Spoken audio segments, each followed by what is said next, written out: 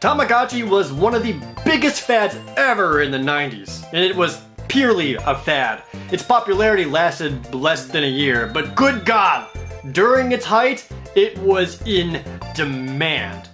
For the uninitiated, Tamagotchi were these little keychain LCD electronic toys that basically serve as a digital pet. They go to sleep, need to be fed, bathed, and play games with in real time all day.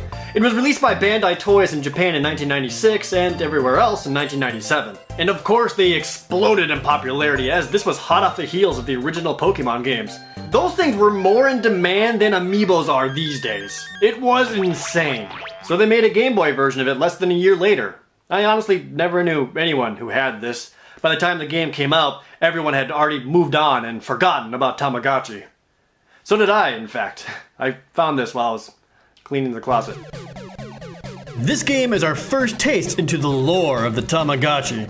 You see, one fateful night, a spacecraft carrying the beloved Tamagotchi was flying through space, and it crashed onto Earth. And that's it, I guess. The Game Boy version of Tamagotchi expands quite a bit over the keychain toys, such as being able to take care of 3 Tamagotchi at once. With that many available, I chose to do a sort of controlled experiment with them. The first egg is a Tamagotchi that I'm going to take care of to the best of my ability, named Jum Jum. The second egg is a Tamagotchi that I'm going to make as fat as possible and constantly feed him things, named Glubs. And finally, the last Tamagotchi is one that I'm going to completely neglect until his inevitable death, named PBG. Let's begin.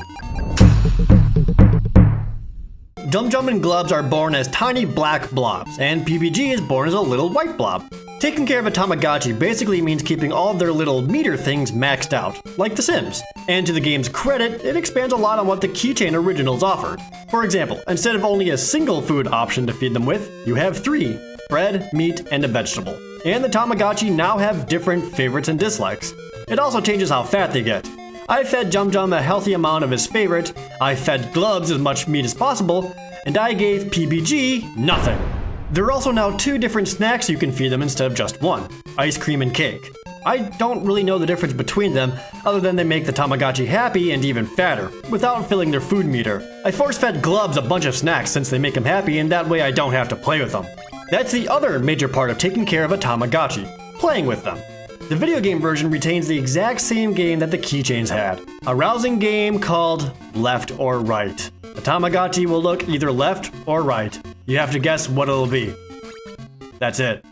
That's the Tamagotchi idea of fun from whatever stupid planet they're from. It's completely random, and no amount of timing or prediction can help. Eventually, I just mashed a single direction and the A button to get it over with as fast as possible and hope for the best. If for some reason you don't guess at least 3 of the 5 times correctly, your Tamagotchi gets super pissed at you. Sorry I can't read your mind, Jum Jum! This stupid game is the only way to raise their fun meter, aside from snacks. The other games fill their other stats, body and IQ. The body game has the Tamagotchi hopping back and forth on rocks to catch falling baseballs. It has 3 difficulties, basically increasing the minimum you have to catch to succeed. And this is way harder than it looks. You actually have input over this, allowing you to make them jump. But you have to be so precise in catching the baseball. There are numerous times where they clearly make it in time and it doesn't count. And when you go from one end to the other, you have the tiniest window of success. It's really obnoxious. Aside from raising their body meter, this game also helps Tamagotchi lose weight. This means Glubs didn't play this game at all. The IQ game tasks the Tamagotchi with solving math problems, and they react as how anyone would when faced with basic arithmetic. They go into a complete panic. Increasing the difficulty makes the math problem slightly harder, but still basic enough that any second grader can do it. I'm not entirely sure you can help your Tamagotchi during these. I kept pushing the direction of the right answer on the D-pad, but I really don't know if it works or not. And that doesn't always translate when there are a ton of answers on screen. Whatever, sometimes it works, sometimes it doesn't. Aside from all of that, there is one thing about Tamagotchi care that is rather infamous. Something that you have to take care of rather frequently. Poop! Several times a day, your little monster thing will poop. This was hilarious when you're like 10 years old and a tiny virtual monster poops on your keychain. No, who am I kidding? It's still funny now. When they poop, you select the toilet button to flush everything on screen. Glubs pooped the most, on account of constantly being force-fed all the time. And despite having 0 actual food in his system, PBG also pooped. Rather impressive, I must say. During the first day, because of his great care and excellent life, Jum Jum did it. He evolves. He goes from being a little black blob to a slightly larger white blob. Okay, this is pretty much the main draw of Tamagotchi. Before the internet existed, people kept playing these to see what kind of creature their Tamagotchi would eventually evolve into. That's also part of this experiment. I want to see what differences in evolution there would be with 3 different levels of care. But then, it happened. The first Tamagotchi died. Shockingly, it was Glubs. I think he got a stomachache or something from all the snacks he was eating and I didn't cure it in time. When a Tamagotchi dies, the game forces you to watch as a heart meter sound comes to a halt.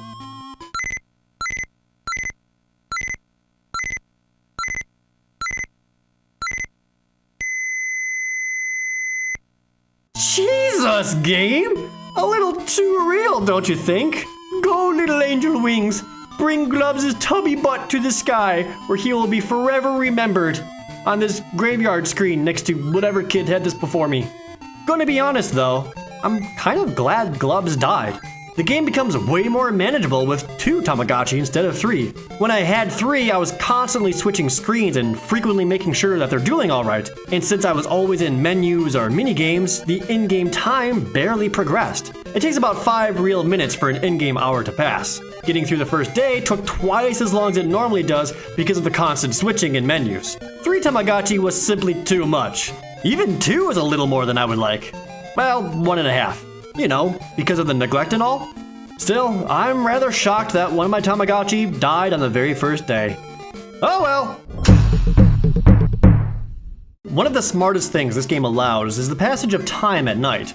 Rather than having to wait 5 minutes per hour at night just to play again, you can skip ahead when all of your Tamagotchi are asleep. This was pretty much necessary, as no Game Boy can last through a day and night on 4 AA batteries. So, good on them for that. And when the morning sun came, tragedy struck once more. There was another Tamagotchi death. And this time, it was PBG. And he died as he had lived, surrounded by his own poop. Also, for some reason, when he died, PBG's name got changed to PBG With only Jum Jum remaining, this is when the game is most manageable. With just him, time can pass at its quickest to get to the next days, and I'm barely in minigames or menus. The trade-off to this is that it's boring. Once Jum Jum is maxed out on his care, I can't really do anything else until he needs something again. This means sitting and watching for anywhere from 3 to 10 minutes, hoping he needs something from me so that I can, play the game. In fact, this makes the Game Boy version worse than the keychain one. See, with the keychain version, you can check on it whenever you want throughout the day, rather than having to set aside time just to check on your pet. With the Game Boy version, though, you basically just have to leave your Game Boy version on and stare at it, waiting for something to happen. Wasting my batteries. Huh. This game isn't very fun, is it? Almost immediately in the morning, Jum Jum evolves again! Oh! He's a Kirby.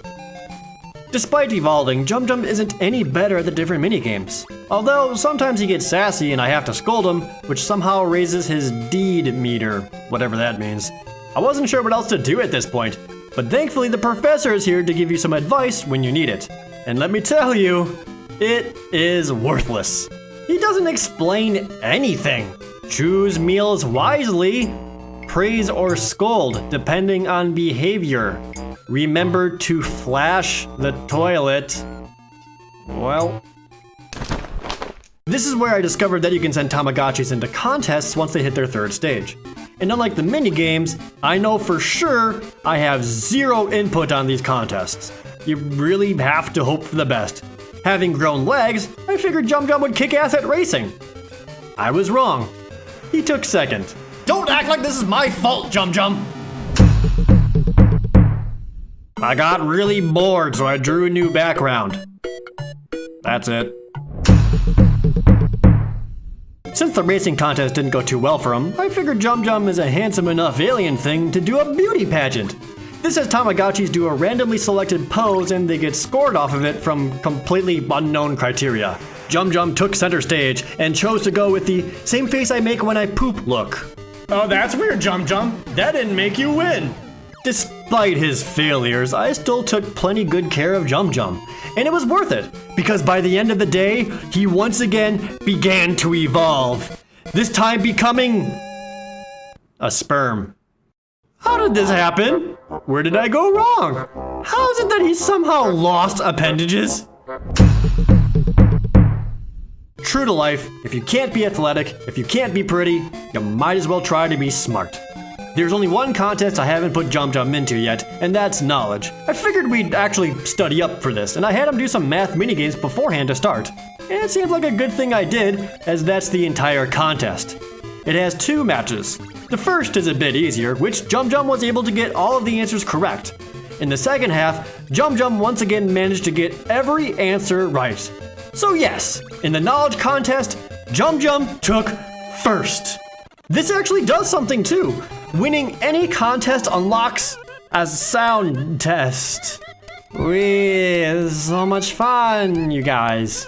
From here, all I can really do is keep taking care of Jum Jum. I keep feeding him, playing with him, putting him into contests. Wait, what's this home option? I don't remember that being there before. Did this bring you back to the home screen or? Wait, what? What is Jum Jum? No! Well, whoops. I accidentally shot Jum Jum the sperm off into space on a rocket. I'd like to think that he somehow manages to land on the planet of Haven and Hearth, where he goes on to father Jum Jum Jr. Yeah, sure, that's canon now. I'm kind of bummed that I accidentally ended the game early, but at the same time, this is the best possible send-off for Jum Jum. If I would have kept playing, I would have just kept doing the same boring stuff over and over again until he probably died, and I wouldn't really have any fun doing it. That's why my final rating for this game is a piece of Tamagotchi poop out of 10. The areas that they expanded upon are great. More food options, more games, the different contests. That's a great way to flesh out the original idea. But putting it onto the Game Boy made the concept worse. I didn't feel like I had a virtual pet that was with me every minute of the day. I had a virtual piece of crap that stunk up the place, and I had to take care of it. The whole thing didn't translate over very well. If I take time out of my day to take out a Game Boy and play with Tamagotchi, I want to be actively playing Tamagotchi. Not waiting around all the time for something to happen so I can push like 4 buttons. It isn't engaging enough to be a video game, and frankly, it stinks. And to be fair, this endeavor wasn't a complete loss or anything. I got a nice story out of it. And I got to do something that most guys can only dream of doing. I shot a sperm into space! Hey, wow, thank you so much for watching. If you want to see more videos when they come out, be sure to click on my homemade subscribe button up there. Or if you want to follow me on social media for immediate updates, be sure to check out my Twitter and my Facebook. I also recommend watching the video I did on Haven and Hearth. That way you can learn more about the adventures of Jum Jum, and therefore Jum Jum Jr. See you next time!